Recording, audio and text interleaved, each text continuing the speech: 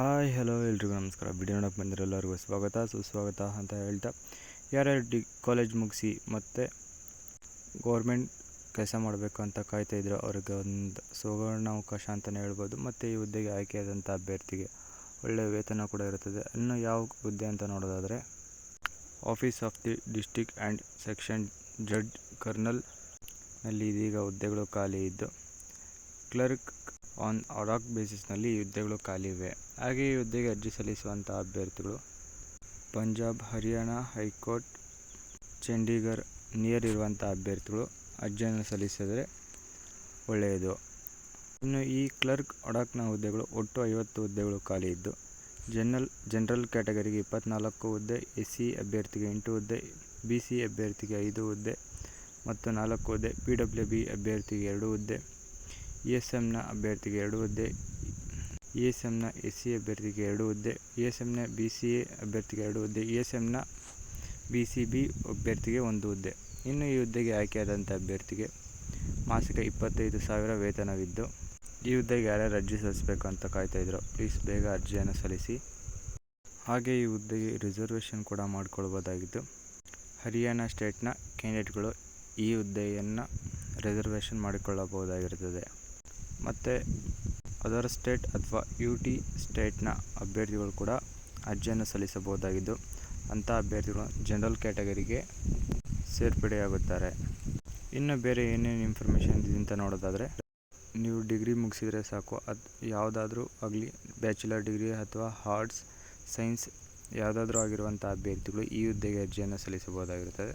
ಹಾಗೆ ಈಕ್ವಲೆಂಟ್ ಮಾಡಿರುವಂಥ ಯೂನಿವರ್ಸಿಟಿ ಅಥವಾ ಕಾಲೇಜ್ ಮುಖಾಂತರ ಮಾಡಿರುವಂಥ ಅಭ್ಯರ್ಥಿಗಳು ಈ ಹುದ್ದೆಗೆ ಅರ್ಜಿಯನ್ನು ಸಲ್ಲಿಸಬಹುದಾಗಿದ್ದು, ಇಲ್ಲವಾದಲ್ಲಿ ಅಭ್ಯರ್ಥಿ ಮ್ಯಾಟ್ರಿಕ್ಯುಲೇಷನ್ ಎಕ್ಸಾಮ್ ವಿತ್ ಹಿಂದಿ ಲ್ಯಾಂಗ್ವೇಜ್ನಲ್ಲಿ ಪಾಸಾಗಿರುವಂಥ ಅಭ್ಯರ್ಥಿಗಳು ಕೂಡ ಈ ಹುದ್ದೆಗೆ ಅರ್ಜಿಯನ್ನು ಸಲ್ಲಿಸಬಹುದಾಗಿರುತ್ತದೆ. ಇನ್ನು ಏಜ್ ಲಿಮಿಟ್ ವಿಚಾರಕ್ಕೆ ಬಂದರೆ, ಮಿನಿಮಮ್ 18 ವರ್ಷದಿಂದ ಮ್ಯಾಕ್ಸಿಮಮ್ 42 ವರ್ಷದ ಒಳಗಿರುವಂಥ ಅಭ್ಯರ್ಥಿಗಳು ಅರ್ಜಿಯನ್ನು ಸಲ್ಲಿಸಬಹುದಾಗಿರುತ್ತದೆ. ಹಾಗೆ ಏಜ್ ರಿಲ್ಯಾಕ್ಸೇಷನ್ ಕೂಡ ಇದ್ದು, ಹಾಗೆ ಈ ಹುದ್ದೆಗೆ ಅರ್ಜಿ ಸಲ್ಲಿಸಲು ಕೊನೆಯ ದಿನಾಂಕ ಡಿಸೆಂಬರ್ 24 ಆಗಿದ್ದು, ಸಂಜೆ 5 ಗಂಟೆಯೊಳಗೆ ನಿಮ್ಮ ಅರ್ಜಿಗಳನ್ನು ಸಲ್ಲಿಸಬೇಕಾಗಿರುತ್ತದೆ. ಒಂದು ವೇಳೆ ನೀವು ಏನಾದರೂ ಪೋಸ್ಟಲಲ್ಲಿ ಅರ್ಜಿಯನ್ನು ಹಾಕುತ್ತಿದ್ದಲ್ಲಿ ಡಿಲೇ ಅಥವಾ ಪೋಸ್ಟಲ್ ಅಡ್ರೆಸ್ ತಪ್ಪಾಗಿದ್ದಲ್ಲಿ ಅಪ್ಲಿಕೇಶನ್ ರಿಜೆಕ್ಟ್ ಆಗುತ್ತದೆ. ಇನ್ನು ಈ ಹುದ್ದೆಗೆ ಆಯ್ಕೆಯ ವಿಧಾನವು ರೈಟಿಂಗ್ ಎಕ್ಸಾಮಿನೇಷನ್ ಇದ್ದು, ಇಂಗ್ಲೀಷ್ ಒಟ್ಟು 2 ಸಬ್ಜೆಕ್ಟ್ಗಳು ಇದ್ದು, ಇಂಗ್ಲೀಷ್ ಕಾಂಪನ್ಸೇಟಿವ್ ಮತ್ತು ಜನರಲ್ ನಾಲೆಡ್ಜ್ ಬಗ್ಗೆ ಸಬ್ಜೆಕ್ಟ್ ಇರುತ್ತದೆ. ಹಾಗೆ ಇಂಗ್ಲೀಷ್ಗೆ ಮ್ಯಾಕ್ಸಿಮಮ್ 50 ಮಾರ್ಕ್ಸ್ ಮತ್ತು ಜನರಲ್ ನಾಲೆಡ್ಜ್ಗೆ 50 ಮಾರ್ಕ್ಸ್ ಇದ್ದು, ಈ ಹುದ್ದೆಗೆ ಕ್ವಾಲಿಫೈ ಆಗಲು ಇಂಗ್ಲೀಷ್ನಲ್ಲಿ 33% ಮಾರ್ಕ್ಸ್ ಇರಬೇಕಾಗುತ್ತದೆ ಮತ್ತು ಜನರಲ್ ನಾಲೆಡ್ಜ್ಗೆ 33% ಮಾರ್ಕ್ಸ್ ಇರಬೇಕಾಗುತ್ತದೆ.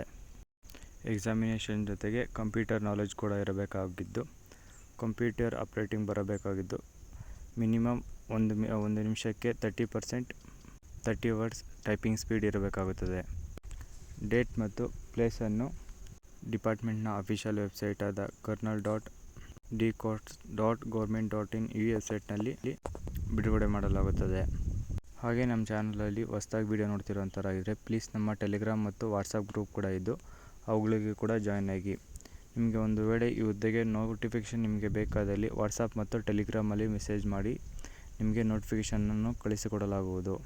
ಹಾಗೆ ಈ ಹುದ್ದೆಗೆ ಅರ್ಜಿ ಸಲ್ಲಿಸುವಂಥ ಅಭ್ಯರ್ಥಿಗಳು ಯೂನಿವರ್ಸಿಟಿ ಅಥವಾ ಕಾಲೇಜಲ್ಲಿ ತಮ್ಮ ಡಿಗ್ರಿಯನ್ನು ಕಂಪ್ಲೀಟ್ ಮಾಡಿರಬೇಕಾಗುತ್ತದೆ.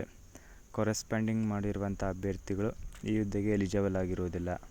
ಹಾಗೆ ಪರ್ಸನ್ ವಿತ್ ಡಿಸಬಿಲಿಟೀಸ್ ಇರುವಂಥ ಅಭ್ಯರ್ಥಿಗಳು ಕೂಡ ಈ ಹುದ್ದೆಗೆ ಅರ್ಜಿಯನ್ನು ಸಲ್ಲಿಸಬಹುದಾಗಿದ್ದು, ಅಂಥ ಅಭ್ಯರ್ಥಿಗೆ ರಿಸರ್ವೇಷನ್ ಪೋಸ್ಟ್ ಆಫ್ ಕ್ಲಿಯರ್ ಈ ಹುದ್ದೆಗಳು ಖಾಲಿ ಇರುತ್ತವೆ.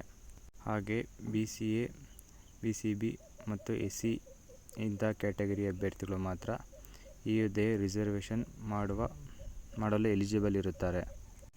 ಸೆಲೆಕ್ಷನ್ ಆದ ನಂತರ ರೈಟಿಂಗ್ ಟೆಸ್ಟ್ ಮತ್ತು ಕಂಪ್ಯೂಟರ್ ಆಪರೇಟಿಂಗ್ ಟೈಪಿಂಗ್ ಟೆಸ್ಟ್ ಇರುತ್ತದೆ. ಹಾಗೆ ಒರಿಜಿನಲ್ ಡಾಕ್ಯುಮೆಂಟ್ಗಳನ್ನು ಕೂಡ ವೆರಿಫಿಕೇಷನ್ ಮಾಡಲಾಗುತ್ತದೆ. ಹಾಗೆ ಈ ಹುದ್ದೆಗೆ ಅರ್ಜಿ ಸಲ್ಲಿಸಲು ಅಥವಾ ಎಕ್ಸಾಮ್ ಮತ್ತು ಇಂಟರ್ವ್ಯೂ ನೀಡಲು ಹೋಗುವಂಥ ಅಭ್ಯರ್ಥಿಗೆ ಯಾವುದೇ TA, DA ಅಲವೆನ್ಸಸ್ ಇರುವುದಿಲ್ಲ.